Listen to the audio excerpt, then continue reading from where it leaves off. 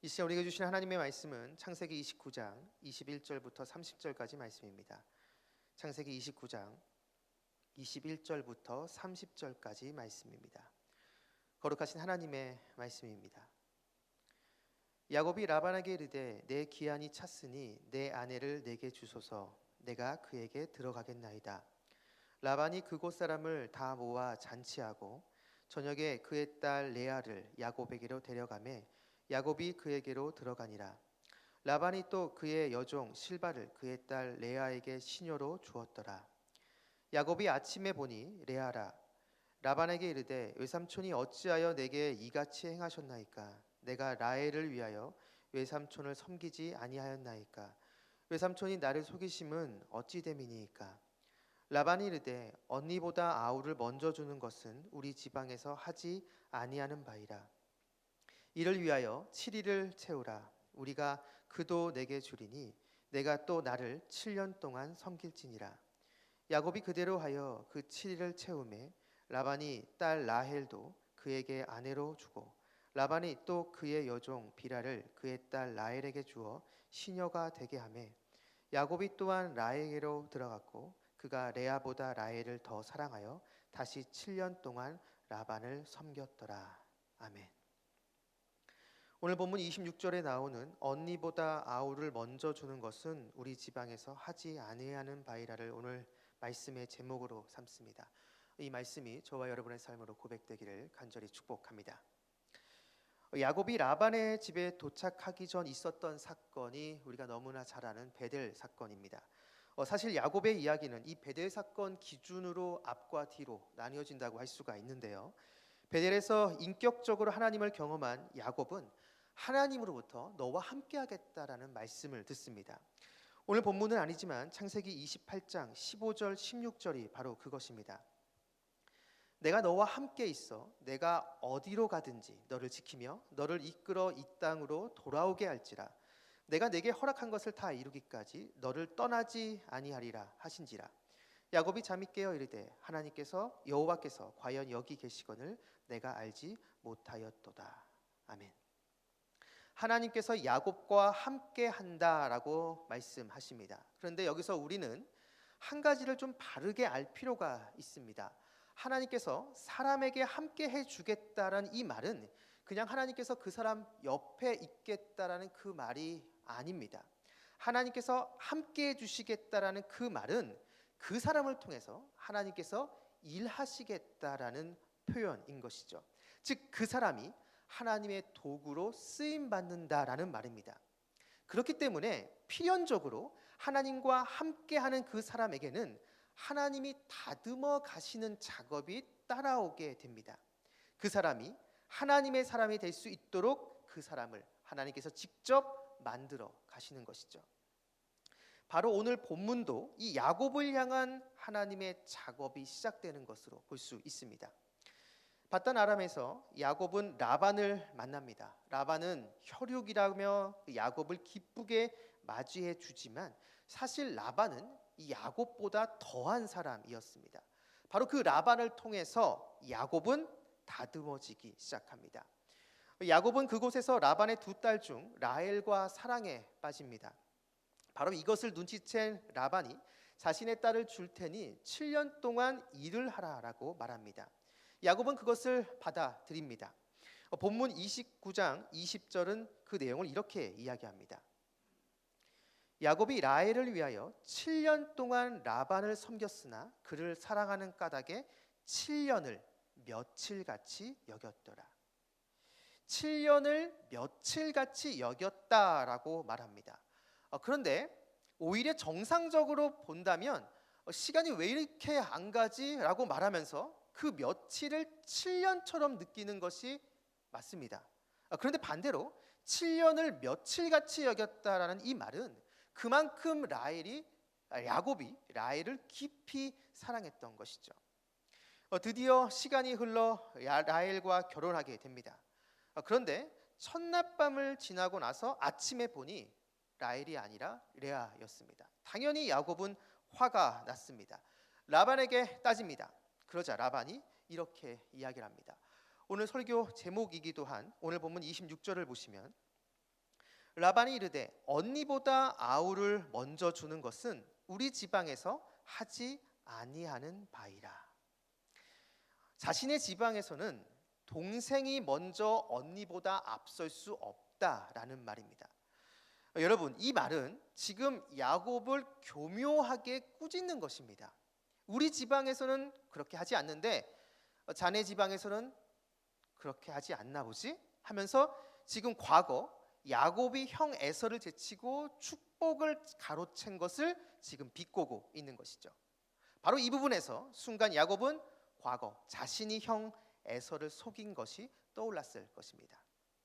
그리고 성경은 레아가 시력이 약하다라고 말합니다. 그런 레아와 야곱은 결혼을 합니다. 과거 시력이 좋지 못한 아버지 이삭을 속인 야곱은 아이러니하게도 시력이 좋지 못한 레아와 결혼을 합니다. 이 일로 야곱은 과거 자신이 아버지를 속였던 일들이 떠올랐을 것입니다. 결국 이 사건을 통해 야곱은 자기 자신을 보게 됩니다. 과거에 왜 형이 자신이 그렇게 화가 났는지 이해가 됐을 것이고, 자신에게 속은 그 아버지의 그 당황함도 마음에 와 닿았을 것입니다. 비로소 야곱은 이 사건을 통해서 타인의 관점에서 볼 수 있는 눈을 갖게 된 것이죠. 우리가 흔히 말하는 역지사지의 모습이 생기게 된 것입니다. 사랑하는 여러분, 야곱을 만들어 가시는 하나님께서 야곱으로 하여금 첫 번째로 깨닫게 하신 것은 타인의 입장에서 생각해 보라는 것입니다. 지금까지 이기적이고 자기중심적인 삶을 살아왔던 야곱으로 하여금 다른 사람들의 그 아픔과 고통을 생각해 보라는 것이죠. 내가 상처를 준 그 사람의 그 고통을 느껴보라는 것입니다. 하나님께 쓰임받는 사람, 하나님의 사람은 바로 이러한 사람들입니다. 이기적이고 자기중심적인 모습이 아닌 다른 사람의 입장에서 생각해 보며 그 사람의 상황과 처지를 헤아릴 줄 아는 사람입니다. 바로 그렇게 하면서 관계를 온전히 만들어가는 사람이 바로 하나님의 사람, 하나님께 속한 사람인 것이죠. 이곳에 계신 여러분 모두에게 바로 이러한 모습이 있기를 바랍니다. 이기적이고 자기중심적인 모습이 아닌 다른 사람 입장에서 한번 생각해 보면서 그 사람을 이해해주고 품어주는 그러한 하나님의 사람이 되기를 주님의 이름으로 축복합니다. 설교 서두에 야곱의 이야기는 베델 사건을 기준으로 나뉘어진다라고 말씀을 드렸습니다. 사실 이 베델 사건 이전까지 야곱은 자신이 마음 먹은 대로 반드시 행해야 하는 사람이었습니다. 자신의 뜻대로 그것이 잘 풀려야지 직성이 풀렸던 사람이었던 것이죠. 이것을 위해서 수단과 방법을 가리지 않았던 사람, 바로 그 사람이 야곱이었습니다. 그런데 베델 사건 이후 라반을 만나고 나서부터는 야곱의 이러한 인생관이 통하지 않게 됩니다. 마음 먹은 대로 자신의 뜻대로 인생이 풀리지 않습니다. 라반에게 속임을 당하고 그리고 그렇게 얻은 아내들 레아와 라헬 사이에서 야곱은 이용만 당할 뿐입니다. 자녀를 낳기 위한 도구로 두 아내 사이에서 시달릴 뿐이죠. 스스로 자신의 주관을 가지고 주체적인 모습이 아닌 다른 사람들에 의해 이용당하는 객체의 모습으로 나옵니다. 자신이 마음먹은 대로 되지 않고 자신의 뜻대로 풀리지 않는 모습이죠. 그런데 아이러니한 것은 이렇게 내 뜻대로 되지 않는 것처럼 느껴질 때 오히려 하나님의 뜻은 지금 이루어지고 있었다라는 것입니다. 아브라함에게 약속하신 그 자손의 축복이 야곱 때에 와서 12명의 아들들이 태어나고 그 아들들이 하나의 지파가 되는 그 분기점이 바로 이때 이루어지게 됩니다. 게다가 야곱을 통해 그 두 명의 아내가 아브라함의 하나님, 이삭의 하나님을 알게 됩니다. 자녀들의 이름을 지어줄 때 그 이름들이 하나님과 연결되는 것을 보면 알 수 있습니다. 이처럼 야곱이 자신의 뜻대로 이루어지지 않는다라고 생각했을 때, 자신이 마음먹은 대로 이루어지지 않는다고 느꼈을 때 오히려 하나님의 역사가 진행 중이었다라는 것이죠. 여기서 우리는 또 한 가지를 배우게 됩니다. 내 뜻대로 이루어지지 않는 그 상황에서도 나와 함께 하시는 주님께서는 자신의 뜻을 이루어 가신다라는 것이죠. 나를 향한 주님의 그 계획과 뜻은 중단됨 없이 계속 진행 중이라는 것입니다. 하나님의 손에 의해 다듬어져 하나님께 속한 사람이 된다는 것은 내 뜻을 이루고 내 마음대로 행하는 것이 아니라 나를 통해 하나님의 뜻이 나타나기를 바라는 바로 그러한 자세로 살아가는 것을 의미합니다. 야곱의 삶을 통해서 우리가 배울 수 있는 것, 바로 그것이 바로 이것입니다. 사랑하는 말씀상 공동체 성락성결교회 성도 여러분, 주님께서 우리와 함께 하십니다. 그런데 앞에서도 말씀드렸듯이 우리와 함께 하신다는 것은 주님이 그냥 단순히 우리 옆에 서 계신다라는 것을 의미하는 것이 아닙니다. 주님께서 우리를 자신의 합당한 도구로 만들어 가신다라는 의미입니다.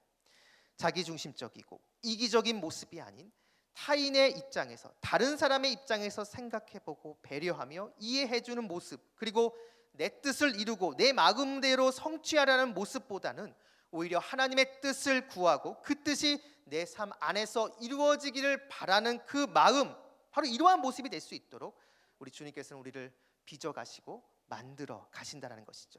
주님의 그 만져주심은 지금도 계속되고 있습니다. 이것을 우리가 잘 순응하고 우리가 이것을 잘 받아들일 때 그 사람이 진짜 하나님께 속한 하나님의 사람이 되는 것입니다.